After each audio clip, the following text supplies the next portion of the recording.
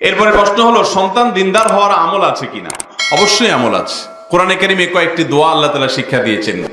বিভিন্ন নবী রাসূলগণ আল্লাহ তাআলার কাছে নেক সন্তানের জন্য দোয়া চেয়েছেন। এগুলোর অর্থের মধ্যে সন্তান যেন নেক হয় সে দোয়ার কথা রয়েছে। রব্বি হাবলি মিনাস সালিহিন, আল্লাহ আমাকে নেক সন্তান দান করেন। রব্বি হাবলি মিনাস সালিহিন, আল্লাহ আমাকে নেক সন্তান দান করেন। সূরা ফুরকানের ৭৪ নম্বর আয়াত সাধারণভাবে পড়তে পারেন, বিবাহিত অবিবাহিত সবাই। আল্লাহ যেন সন্তান নেক হয়। রব্বানা হাব লানা মিন আজওয়াজিনা ওয়া যুররিয়াতিনা কুররাতা আ'য়ুন, আল্লাহ আমার পরিবার এবং সন্তান এমন দেন যে তারা আমাদের নয়ন জোড়ানোর মতো হয়। নয়ন জোড়ানোর মতো সন্তান বুঝেন? যেই সন্তান আমার চোখ শীতল করে দিবে, মানে তার সবকিছু ভালো থাকবে, তাহলে না চোখ শীতল হবে।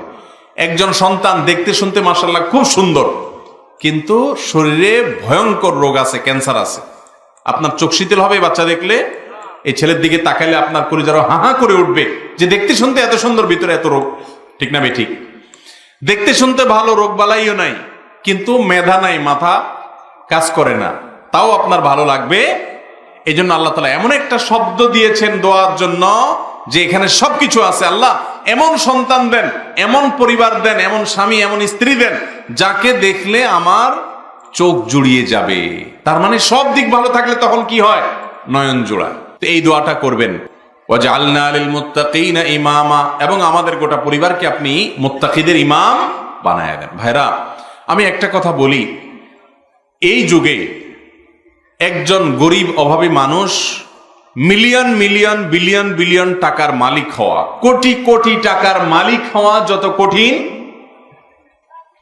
সন্তানকে মানুষের মতো মানুষ বানানো তার চাইতে বেশি কঠিন। ডাক্তার ইঞ্জিনিয়ার বানানো সহজ, এমনকি মাদ্রাসা পড়ে আপনি দাওরা পাশ করায় দিলেন, টাইটেল পাশ করায় দিলেন, কামিল পাশ করায় দিলেন, এগুলো এমন জটিল কিছু না।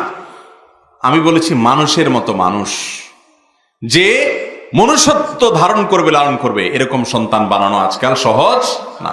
এই জন্য আল্লাহর কাছে দোয়া করতে হবে এবং সেভাবে চেষ্টাও করতে হবে।